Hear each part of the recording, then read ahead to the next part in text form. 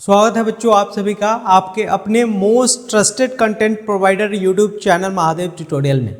बच्चों अगर आप सीबीएसई बोर्ड एग्जाम की तैयारी करते हैं और अच्छे रिजल्ट की उम्मीद करते हैं तो निश्चित रूप से महादेव ट्यूटोरियल को लाइक और सब्सक्राइब करें, क्योंकि यहाँ से वो सारे कंटेंट आपको मिलने वाले हैं जो आपके अच्छे रिजल्ट के लिए, अच्छे रिजल्ट लाने के लिए आवश्यक है। तो चलिए बच्चों आज हम लोग बात करते हैं experimental study of fermentation. Fermentation actually होता क्या है? तो फर्मेंटेशन एक ऐसा प्रोसेस है जिसमें शुगर मॉलिक्यूल को कन्वर्ट किया जाता है अल्कोहल और कार्बन डाइऑक्साइड में। एक्चुअली फर्मेंटेशन परफॉर्म किया जाता है ईस्ट मॉलिक्यूल के द्वारा।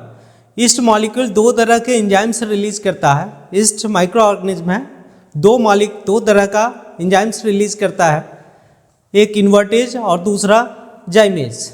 बच्चों इन्वर्टेज शुगर मॉलिक्यूल को ग्लूकोज में कन्वर्ट करता है और जाइमेज ग्लूकोज मॉलिक्यूल को इथाइल अल्कोहल और कार्बन डाइऑक्साइड में कन्वर्ट करता है। ठीक है, तो फर्मेंटेशन का सिंपल सा मतलब है conversion of sugar molecules into alcohol and carbon dioxide in the presence of east. Next हम लोग बात करें इक्वेशन का, तो बच्चों यहाँ पर ग्लूकोज मॉलिक्यूल लिखा हुआ है बोर्ड पे और इसमें ईस्ट अगर डाल देते हैं तो थोड़े ही समय में यहाँ पे जो बाई प्रोडक्ट बनेगा बच्चों, ये बनेगा इथाइल अल्कोहल C2H5OH, इसका 2 मॉलिक्यूल और 2 मॉलिक्यूल कार्बन डाइऑक्साइड।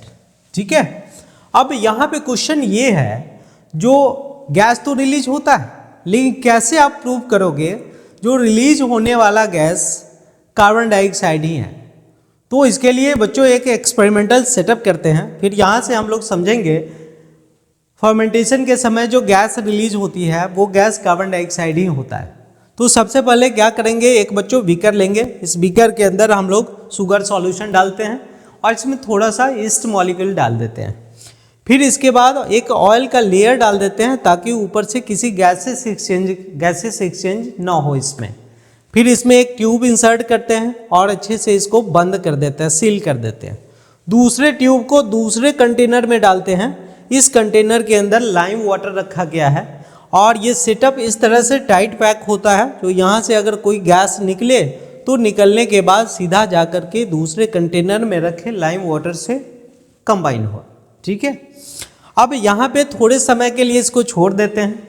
ये ईस्ट मॉलिक्यूल काम करता है शुगर मॉलिक्यूल पे, पहले वो इन्वर्टेज के द्वारा ग्लूकोज में कन्वर्ट करेगा, फिर जाइमेज एंजाइम्स के द्वारा उस ग्लूकोज को इथाइल अल्कोहल और कार्बन डाइऑक्साइड में कन्वर्ट करेगा। तो बच्चों यहाँ पे जो गैस रिलीज होती है वो गैस इस ट्यूब्स के माध्यम से होता हुआ ये दूसरे कंटेनर में रखे लाइम वाटर के थ्रू पास करती है। और आपको पता है अगर किसी लाइम वाटर से कार्बन डाइऑक्साइड पास करे तो मिल्की हो जाता है। ठीक वैसे ही बच्चों यहाँ पे देखा जाता है जो लाइम वाटर है ये मिल्की हो जाता है। तो इससे ये प्रूफ हो जाता है निश्चित रूप से फर्मेंटेशन के समय कार्बन डाइऑक्साइड का प्रोडक्शन होता होगा। ठीक है बच्चों, यहाँ पर डायग्राम देख सकते हैं, ये ईस्ट मॉलिक्यूल का डायग्राम है, ईस्ट का डायग्राम है और ये अपना रिप्रोडक्शन बॉडिंग के द्वारा परफॉर्म करता है। तो यहाँ पे बॉडिंग भी हो रहा है, आप रियलाइज कर सकते हैं। बॉडिंग का सिंपल सा मतलब होता है ऑर्गेनिज्म अपने बॉडी से एक आउटग्रोथ जनरेट करता है और वो आउटग्रोथ ग्रेजुअली टूट करके फिर से न्यू ऑर्गेनिज्म में डेवलप हो जाता है। चलिए बच्चों नेक्स्ट बात करते हैं हम लोग रेस्पिरेशन इन एनिमल्स। अब मोस्ट ऑफ द एनिमल्स में रेस्पिरेशन के लिए ऑक्सीजन की आवश्यकता होती है, कुछ एनारोबिक ऑर्गेनिज्म को छोड़ करके, और कुछ ऐसे भी ऑर्गेनिज्म है जिसमें रेस्पिरेशन का प्रोसेस उसके सुपरफिशियल बॉडी सरफेस से होता है। बॉडी सरफेस से गैसेस एक्सचेंज होने के लिए बच्चों सर्टेन क्राइटेरिया चाहिए। तो सबसे पहले बात करेंगे हम लोग adaptation of superficial layer, adaptation for exchange of gases. Skin में सुपरफिशियल सरफेस में क्या क्या एडेप्टेशन चाहिए जिसके कारण गैसेस एक्सचेंज हो पाए? तो बच्चों सबसे मोस्ट इंपॉर्टेंट कैरेक्टरिस्टिक्स ये है, जो सुपरफिशियल लेयर जिस सरफेस से गैसेस एक्सचेंज होना है वो थीन होना चाहिए, पतला होना चाहिए ताकि आसानी से गैसेस एक्सचेंज हो जाए। दूसरा क्राइटेरिया, जो जिस सरफेस से गैसेस एक्सचेंज होना है वो सरफेस एरिया बड़ा होना चाहिए, लार्ज सरफेस एरिया होना चाहिए। जितना बड़ा सरफेस एरिया होगा उतना ही ज़्यादा गैसेस एक्सचेंज होगा। तीसरा, सरफेस एरिया जहाँ से गैसेस एक्सचेंज होना है वो हाईली वैस्कुलराइज्ड होना चाहिए। इट मीन्स उस सरफेस एरिया, उस सरफेस में ब्लड कैपिलरीज का नंबर ज़्यादा होना चाहिए ताकि ज़्यादा अमाउंट ऑफ गैसेस एक्सचेंज हो पाए। और नेक्स्ट एक और बात करेंगे हम लोग, ये surface area should be permeable to gases like carbon dioxide और oxygen. Carbon dioxide oxygen like gases के साथ वो परमिएबल होना चाहिए ताकि गैसेस एक्सचेंज हो पाए। बच्चों डायग्राम में आप देख पा रहे हैं, यहाँ पे अगर मैं लंग्स में बात करूँ तो लंग्स में क्या होता है, जो टर्मिनल स्ट्रक्चर होता है वो एल्वियोलाई होता है जहाँ पे गैसेस एक्सचेंज होता है। एल्वियोलाई का सरफेस आप देख सकते हैं हाईली वैस्कुलराइज्ड है, ब्लड वेसल यहाँ से चारों ओर लिपटा हुआ है, तो गैसेस एक्सचेंज जहाँ कहीं भी होगा वहाँ ब्लड वेसल का नंबर ज़्यादा होना ही चाहिए। नेक्स्ट यहाँ पे देख रहे हैं एक बर्ड्स है, बर्ड्स के लंग्स से बात करें, इसमें भी आपको ब्लड वेसल दिखेगा, हाईली वैस्कुलराइज्ड होता है ताकि यहाँ पे गैसेस एक्सचेंज हो पाए। यहाँ इंसेक्ट आप देख रहे हैं बच्चों, इंसेक्ट में जो रेस्पिरेशन है ये ट्रैकिया के द्वारा गैसेस एक्सचेंज होता है और पूरे बॉडी में जो ट्रैकिया है वो हाईली वैस्कुलराइज्ड होता है ताकि आसानी से गैसेस एक्सचेंज यहाँ से हो जाए।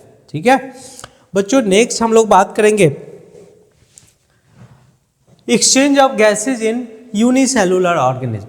अगर कोई यूनिसेलुलर ऑर्गेनिज्म है तो उसके बॉडी में गैसेस एक्सचेंज कैसे होता होगा।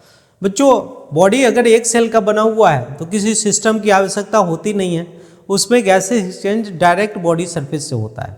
एक सेल के ऑर्गेनिज्म के लिए अगर एग्जाम्पल पूछा जाए तो एक अमीबा कंसीडर कर सकते हैं। अमीबा जहाँ पे रहता है डायरेक्ट उसके बॉडी से इन्वॉल्वमेंट जो होगा, अमीबा जनरली वाटर में रहता है तो वाटर का जो इन्वॉल्वमेंट है वहाँ से गैसेस एक्सचेंज उसमें हो जाता है। तो यूनिसेलुलर ऑर्गेनिज्म में जो रेस्पिरेशन का प्रोसेस है, गैसेस एक्सचेंज का प्रोसेस है, वो डायरेक्ट है through the body surface. Next बात करें बच्चों हम लोग exchange of gases in multi cellular organism. अगर मल्टी सेलुलर ऑर्गेनिज्म की बात करें तो इसमें मे बी एक्वेटिक ऑर्गेनिज्म हो सकता है या मे बी टेरेस्ट्रियल ऑर्गेनिज्म हो सकता है। अगर एक्वेटिक ऑर्गेनिज्म है तो उसमें रेस्पिरेशन का प्रोसेस या तो एक्सचेंज ऑफ गैसेस का प्रोसेस या तो स्किन से होगा या गिल्स से होगा। अगर स्किन से होता है तो बच्चों इसको क्यूटेनियस रेस्पिरेशन कहते हैं। स्किन से अगर होता है रेस्पिरेशन गैसेस एक्सचेंज तो इसे क्यूटेनियस रेस्पिरेशन कहते हैं। एग्जाम्पल में आप देख सकते हैं अर्थवर्म में क्यूटेनियस रेस्पिरेशन होता है, लीच में क्यूटेनियस रेस्पिरेशन होता है, फ्रॉग में क्यूटेनियस रेस्पिरेशन होता है। और अगर गिल के द्वारा गैसेस एक्सचेंज हो रहा है तो बच्चों इसको ब्रैंकियल रेस्पिरेशन कहते हैं। और इसका एग्जाम्पल आप क्रैब दे सकते हैं, फिश दे सकते हैं, प्रॉन दे सकते हैं। इन सब ऑर्गेनिज्म में गैसेस एक्सचेंज गिल्स के द्वारा होता है। अब यहाँ पे डायग्राम आप देख पा रहे हैं बच्चों, फ्रॉग का जो सुपरफिशियल लेयर आपको दिख रहा है ये ग्लासी अपीयरेंस दिख रहा है, चमकता हुआ दिख रहा है। इसका रीज़न ये है जो इसके बॉडी सरफेस के ऊपर ना म्यूकस लगा होता है। जब तक मॉइस्ट सरफेस नहीं होगा तब तक गैसेस एक्सचेंज स्किन से होना पॉसिबल नहीं होता है, इसलिए इसका बॉडी सरफेस मॉइस्ट होता है। और इसके स्किन का अगर हम लोग स्किन को विजुलाइज करके देखें तो स्किन का स्ट्रक्चर कुछ इस टाइप का होता है। यहाँ से यहाँ तक स्किन का स्ट्रक्चर ही बच्चों पतला सा लेयर होता है ऊपर और उसके नीचे large number of blood vessels present होता है ताकि उसके सरफेस के ऊपर से जब वाटर गुजरे तो उस वाटर में प्रेजेंट जो ऑक्सीजन है वो आसानी से ब्लड वेसल के अंदर डिजॉल्व हो जाए। तो मैंने बताया अगर स्किन से गैसेस एक्सचेंज होता है तो इसके लिए पर्टिकुलर एडेप्टेशन चाहिए। क्या? तो स्किन थिन होना चाहिए और उस स्किन के अंदर large number of blood vessel होना चाहिए, फिर अच्छे से गैसेस एक्सचेंज हो पाएगा। तो ऐसा ही कुछ यहाँ पे आप देख पा रहे हैं, ब्लड वेसल का नंबर काफ़ी ज़्यादा होता है इसके स्किन में। नेक्स्ट बात करें बच्चों हम लोग रेट ऑफ रेस्पिरेशन। तो जो एक्वेटिक एनिमल्स होता है उसमें रेट ऑफ रेस्पिरेशन काफ़ी फास्ट होता है। अब रेट ऑफ रेस्पिरेशन फास्ट होने का कुछ खास वजह है, क्योंकि जो एक्वेटिक एनिमल्स होता है उन्हीं ऑक्सीजन को ले पाता है जो वाटर में डिजॉल्व होता है, और ऑक्सीजन का नीड उसके बॉडी के अंदर काफ़ी ज़्यादा होता है। वाटर में ऑक्सीजन का अमाउंट उतना ज़्यादा होता नहीं है, इसलिए काफ़ी तेज़ी से रेस्पिरेशन परफॉर्म करता है ताकि अपने बॉडी के ऑक्सीजन नीड को फुलफिल कर सके। तो आपसे कहीं भी अगर पूछा जाता है बच्चों रेट ऑफ रेस्पिरेशन के बारे में तो याद रखना है जो एक्वेटिक ऑर्गेनिज्म है उसमें रेट ऑफ रेस्पिरेशन ज़्यादा होता है क्योंकि उसे अपना ऑक्सीजन नीड फुलफिल करना होता है। आगे बात करें हम लोग बच्चों टेरेस्ट्रियल एनिमल्स। टेरेस्ट्रियल एनिमल्स वो एनिमल्स है जो अर्थ पे रहता है और एयर डायरेक्ट वो एयर लेता है और रेस्पिरेशन परफॉर्म करता है। इसमें बात करें बच्चों रेस्पिरेशन ट्रैकिया से हो सकता है, ट्रैकिया इंसेक्ट में देखने को मिलता है। तो जैसा कि आप पिछले स्लाइड में आप देख पाए थे, यहाँ पे देखिए आप ये जो आप देख रहे हैं इंसेक्ट, इसके बॉडी में पतला पतला ट्यूब होता है, इस ट्यूब को कहते हैं ट्रैकिया, और ट्रैकिया का जो ओपनिंग होता है उसको स्पाइरेकल कहते हैं। तो किसी इंसेक्ट के अंदर रेस्पिरेशन का जो प्रोसेस है ये ट्रैकिया के द्वारा होता है या स्पाइरेकल के द्वारा होता है। कई बार स्पाइरेकल भी आंसर होता है और ट्रैकिया भी आंसर हो सकता है, मे बी डिपेंड करेगा जो आपको देखना है किस सिचुएशन में क्वेश्चन आपसे पूछा गया। ठीक है, तो एक हम लोगों को दिखता है इंसेक्ट में कैसे ट्रैकिया के द्वारा होता है। लेकिन अगर लंग्स की बात करें तो लंग्स से भी टेरेस्ट्रियल रेस्पिरेशन होता है। ये सारे वर्टिब्रेट्स में प्रेजेंट होता है एक्सेप्ट फिशेज में। फिश में जैसा कि आप जानते हैं एक्वेटिक ऑर्गेनिज्म है, उसमें गिल्स होता है गैसेस एक्सचेंज के लिए। तो जितने भी वर्टिब्रेट है फिश को छोड़कर सारे में लंग्स के द्वारा गैसेस एक्सचेंज होता है। नेक्स्ट बात करें बच्चों रेस्पिरेटरी ऑर्गन्स इन ह्यूमंस। तो ह्यूमंस में जो रेस्पिरेटरी ऑर्गन है वो लंग्स है, और लंग्स के द्वारा जब रेस्पिरेशन होता है तो इसको पल्मोनरी रेस्पिरेशन कहते हैं। जैसा कि आप यहाँ पे देख पा रहे हैं ये लंग्स है, दो लेफ्ट और राइट लंग्स, और आप जानते होंगे शायद लेफ्ट लंग्स जो है थोड़ा सा छोटा होता है, राइट लंग बड़ा होता है, क्योंकि लेफ्ट लंग्स को यहाँ पे हार्ट के लिए थोड़ा सा स्पेस देना होता है, इसलिए साइज इसका छोटा हो जाता है। अगर हम लोग बात करें रेस्पिरेटरी सिस्टम का, तो बच्चों रेस्पिरेटरी सिस्टम में दो पार्ट हम लोगों को देखने को मिलता है, या तो रेस्पिरेटरी ट्रैक्ट हो सकता है और दूसरा पार्ट लंग्स हो सकता है। रेस्पिरेटरी ट्रैक्ट की बात करें तो बच्चों रेस्पिरेटरी ट्रैक्ट में सबसे पहला पार्ट आता है नॉस्ट्रिल, उसके बाद आता है नेजल पैसेज, तीसरा आता है फेरिंग्स, उसके बाद आता है लैरिंग्स, इसके बाद ट्रैकिया। आप देख पा रहे हैं यहाँ तक ये ट्रैकिया है। उसके बाद ये ट्रैकिया फर्दर दो पार्ट में डिवाइड होता है। तो ट्रैकिया के बाद जो दो पार्ट आप देख पा रहे हैं, प्रत्येक पार्ट को ब्रोंकस कहते हैं, और दोनों को मिला करके एक साथ हम लोग ब्रोंकाई कहते हैं। बच्चों ब्रोंकस एक सिंगुलर शब्द है और ब्रोंकाई प्लूरल शब्द है। तो प्रत्येक ब्रोंकस प्रत्येक अलग अलग लंग्स में जाता है। इसके बाद ये ब्रोंकस आगे जाके फर्दर ये डिवाइड हो जाता है ब्रोंक्यूल्स में। बच्चों ये ब्रोंक्यूल्स फिर से डिवाइड होता है, और ब्रोंक्यूल्स प्राइमरी ब्रोंक्यूल से सेकेंडरी ब्रोंक्यूल में डिवाइड होगा, सेकेंडरी ब्रोंक्यूल से टर्शियरी ब्रोंक्यूल में डिवाइड होगा, और अल्टीमेटली डिवाइड होते होते जो फाइनली डिवीज़न है उसे टर्मिनल ब्रोंक्यूल कहते हैं। और इस टर्मिनल ब्रोंक्यूल पे आपको एक बैलून लाइक स्ट्रक्चर यहाँ पे दिखेगा। इस बैलून लाइक स्ट्रक्चर को कहते हैं एल्वियोलाई, जहाँ पे गैसेस एक्सचेंज होता है। नेक्स्ट क्लास में हम लोग बात करेंगे एल्वियोलाई का, तो देखेंगे एल्वियोलाई में क्या एडेप्टेशन होता है जिसके कारण गैसेस एक्सचेंज हो पाता है। ठीक है, नेक्स्ट हम लोग बात करेंगे बच्चों nostril and nasal passage. Nostril और नेजल पैसेज की बात करें तो बच्चों नॉस्ट्रिल या नेजल पैसेज जो है ये बकल कैविटी से सेपरेटेड होता है by a soft bony pilot. आप यहाँ पे देख पा रहे हैं जो रेड वाला रीजन है इसे कहते हैं नेजल पैसेज, और नेजल ये यहाँ वाला जो दिख रहा है वाइट वाला ये हार्ड बोनी पायलेट है, और इसके जस्ट ऊपर वाला जो है ये सॉफ्ट बोनी पायलेट है, और ये हो गया बकल कैविटी। ये क्या है? Buccal cavity. तो बच्चों नेजल पैसेज और बकल कैविटी दोनों सॉफ्ट बोनी पैलेट के द्वारा सेपरेटेड होता है। और सबसे इंपॉर्टेंट बात, जो ये नेजल पैसेज दिख रहा है बच्चों, इसके इनर लाइनिंग पे म्यूकस प्रेजेंट होता है, म्यूकस मेम्ब्रेन होता है। इस म्यूकस मेम्ब्रेन का काम होता है कंटिन्यूअसली म्यूकस सिक्रीट करना, ताकि नॉस्ट्रिल से जो एयर बॉडी के अंदर जाता है उस एयर को मॉइस्ट रखना, और मॉइस्ट रखने से क्या होता है हम लोगों का रेस्पिरेटरी ट्रैक्ट अच्छे से वर्क कर पाता है। नेक्स्ट बच्चों हम लोग बात करें function of nasal passage. Nasal passage ये जो आपको दिख रहा है ये रीजन जो मैंने मार्क किया येलो से, ये नेजल पैसेज का काम क्या है? तो बच्चों नेजल पैसेज का सबसे इम्पॉर्टेंट काम है, जो नेजल पैसेज के अंदर होता है फाइन हेयर्स, और ये हेयर्स इनहेल्ड एयर में प्रेजेंट बैक्टीरिया और किसी भी पैथोजन या डस्ट पार्टिकल को ट्रैप करने का काम करता है। दूसरा इंपॉर्टेंट फंक्शन है, जो एयर हम लोग इनहेल करते हैं उस एयर का टेम्परेचर बॉडी टेम्परेचर के बराबर बनाता है।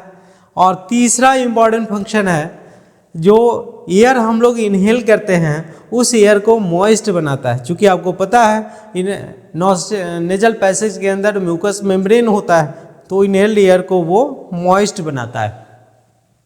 और बच्चों जो नेजल पैसेज है इसके अंदर होता है ऑल्फैक्टरी रिसेप्टर।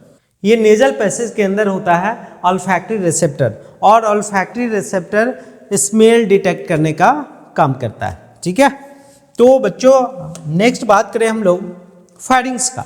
बच्चों फायरिंग्स बकल कैविटी के बाद का वो ऐसा जगह है जहाँ पे विंड चैनल और फूड चैनल दोनों एक दूसरे को इंटरसेक्ट करता है।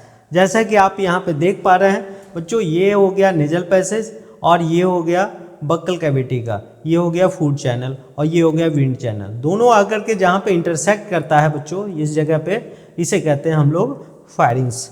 और फायरिंग्स के बाद वाला जो रीजन होता है लैरिंग्स होता है। फायरिंग्स की बात करें तो इसमें कोई इवेंट होता नहीं है, इसलिए फायरिंग्स की ज़्यादा चर्चा नहीं करेंगे हम लोग। नेक्स्ट बात करेंगे बच्चों लैरिंग्स। तो ये जो विंड पाइप के सबसे ऊपर वाला हिस्सा है इसको कहते हैं लैरिंग्स।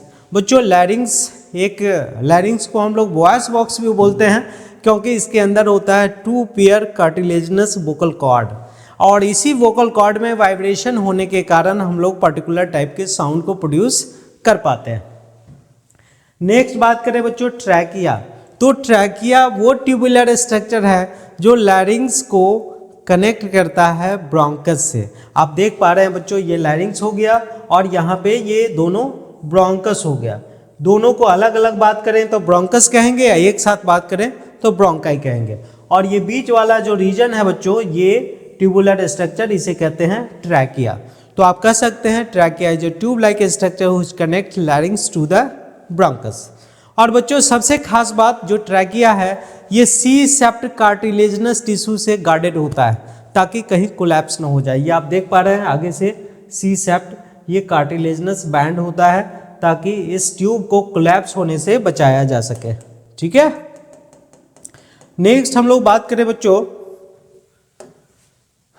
ब्रोंकाई। ब्रोंकाई क्या है? तो आप जानते हैं जो ट्रैकिया है वो आगे फर्दर 2 पार्ट में डिवाइड हो जाता है और दोनों ट्यूब रिस्पेक्टिव लंग्स के अंदर जाता है। इस दोनों ट्यूब को एक साथ ब्रोंकाई कहते हैं और अलग अलग ब्रोंकस कहते हैं। ये हो गया बच्चों आपका राइट ब्रोंकस और ये हो गया लेफ्ट ब्रोंकस। जैसा कि आप जानते हैं लेफ्ट ब्रोंकस थोड़ा सा छोटा होता है और राइट ब्रोंकस थोड़ा सा बड़ा होता है। तो दोनों ब्रोंकस में थोड़ा सा डिफरेंसेस है। इसका कारण ये है जो लेफ्ट लंग्स छोटा होता है क्योंकि इसको यहाँ पे लंग्स को एकोमोडेट करना होता है, जिसके कारण ये ब्रोंकस का साइज छोटा होता है। ब्रोंक्यूल्स की बात करें बच्चों तो ये जो ब्रोंकस है ये फर्दर फिर से डिवाइड होता है और आगे डिफरेंट ट्यूब्यूल्स में डिवाइड होता है। तो जो ब्रोंकस है बच्चों ये डिवाइड होता है तो ब्रोंक्यूल बनता है और ब्रोंक्यूल फर्दर डिवाइड होता है तो सेकेंडरी ब्रोंक्यूल कहते हैं, फिर फर्दर डिवाइड होता है तो टर्सरी ब्रोंक्यूल कहते हैं। ऐसे डिवाइड होते होते अल्टीमेट जो ट्यूब का फॉर्मेशन होता है उसे टर्मिनल ब्रोंक्यूल कहते हैं। और टर्मिनल ब्रोंक्यूल के एंड पे एक बैलून लाइक स्ट्रक्चर लगा होता है, उस बैलून लाइक स्ट्रक्चर को एल्वियोलाई कहते हैं, जहाँ से गैसेस एक्सचेंज होता है और बॉडी को ऑक्सीजन प्रॉपर अमाउंट में मिल पाता है। बच्चों नेक्स्ट क्लास में हम लोग बात करेंगे एल्वियोलाई का, डिटेल पढ़ेंगे हम लोग। आज के लिए क्लास यहीं पे स्टॉप करते हैं, मिलते हैं फिर नेक्स्ट क्लास में। Thank you for watching.